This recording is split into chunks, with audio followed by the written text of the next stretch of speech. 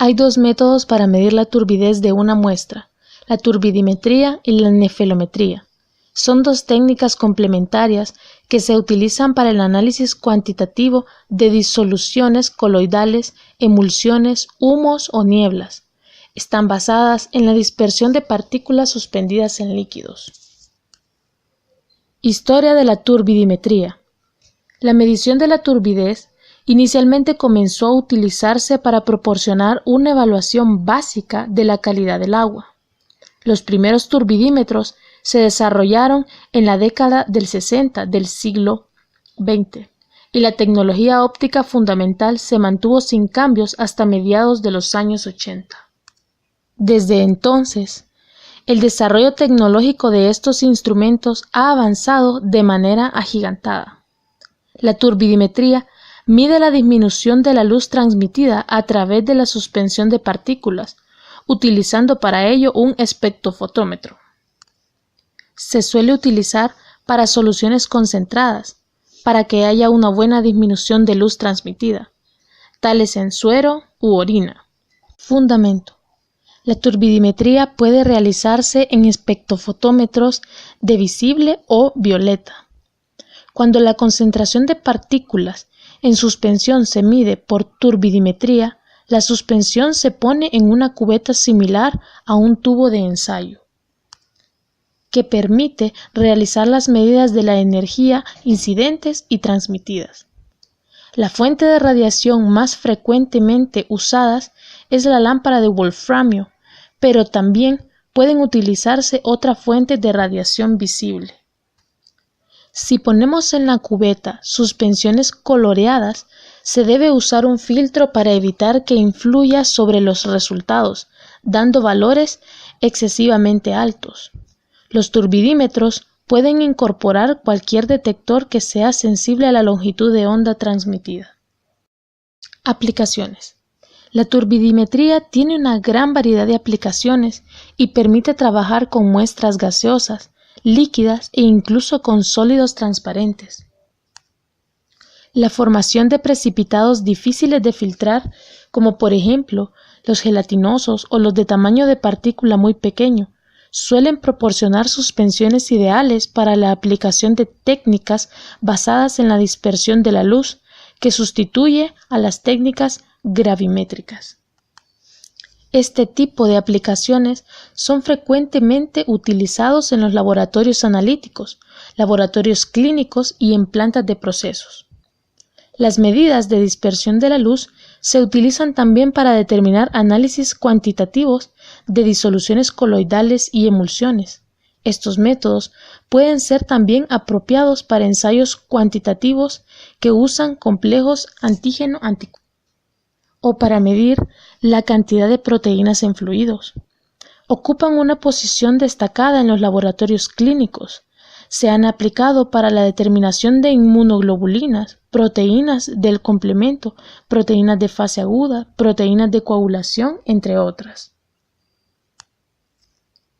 Funcionamiento. A partir del detector óptico con la fuente de luz a 90 grados, la densidad de las partículas está en función de la luz reflejadas por las partículas suspendidas en el detector. La cantidad de luz reflejada para una densidad dada de partículas depende de las propiedades de las partículas, como su forma, color y reflectividad. El turbidímetro se calibra con un material conocido comúnmente como el polvo de la calle de Arizona.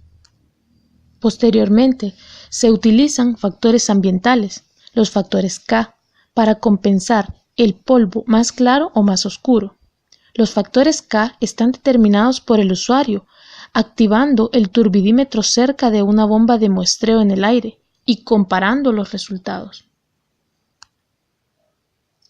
La unidad nefelométrica de turbidez UNT, expresadamente con el acrónimo UNT, es la unidad utilizada para medir la turbidez de un fluido.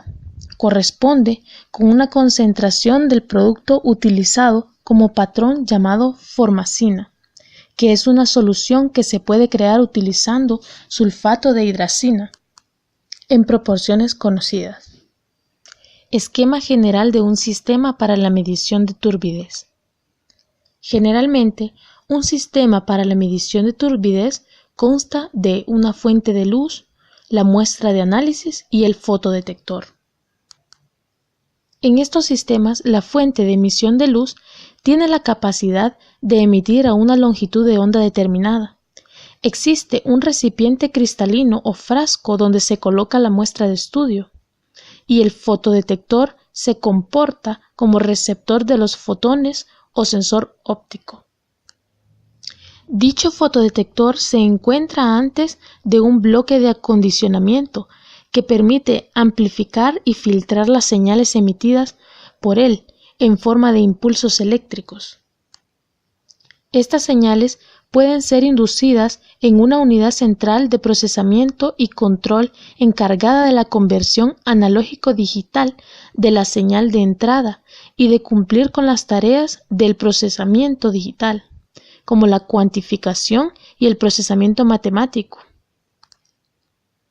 con el objetivo de proporcionar el resultado requerido, además de mostrar el valor de la turbidez medida después del procesamiento digital. Asimismo, la UCPC es capaz de generar y controlar una señal con determinadas del procesamiento digital, como la cuantificación y el procesamiento matemático, con el objetivo de proporcionar el resultado requerido, además de mostrar el valor de la turbidez medida después del procesamiento digital. Asimismo, la UCPC es capaz de generar y controlar una señal con determinadas características para estimular la fuente de emisión de luz. Para el diseño de un sistema de medición de turbidez, es importante conocer el espectro de absorción de la muestra que se quiere determinar. Esto es, a qué longitud de onda de la radiación incidente causará la máxima absorción la especie en estudio, para obtener la mejor sensibilidad de su cuantificación. En general, sobre la sensibilidad del diseño en el método a utilizar pueden influir la longitud de onda, la intensidad y la frecuencia de la corriente eléctrica de estimulación, así como el ángulo de incidencia de los fotones para el sensor fotodetector utilizado. Nefelometría. Nefelometría es derivada del griego nefel, significa nube o neblina. Se define como la detección de la energía lumínica dispersa o reflejada hacia un detector que no se encuentra en el camino directo del haz luminoso. Entre 1967 y 1969 aparecieron los primeros nefelómetros por RF, disponibles en el laboratorio clínico, y en 1974 se creó el primer nefelómetro con un sistema óptico de rayo láser. En los últimos 15 años, el laboratorio clínico ha reemplazado el método de inmunodifusión radial por los métodos nefelométricos. Un sistema nefelométrico ideal es el que produce un campo totalmente oscuro en el detector cuando no existen partículas difusoras. Las mediciones nefelométricas son más que suficientes para el uso de una concentración de la luz. Permiten detectar las pequeñas preferencias de la agregación molecular. El nefelómetro cuantifica la intensidad de la luz dispersada por la muestra bajo análisis. El sensor se encuentra montado en un ángulo normalmente de 90 grados del rayo de luz incidente. Este diseño tiene una precisión limitada a elevadas turbidez. A medida que aumenta la turbidez, aumenta la cantidad de luz dispersa, ocurriendo una dispersión múltiple que disminuye la intensidad de luz difusa que llega al detector situado a los 90 grados. Fundamento.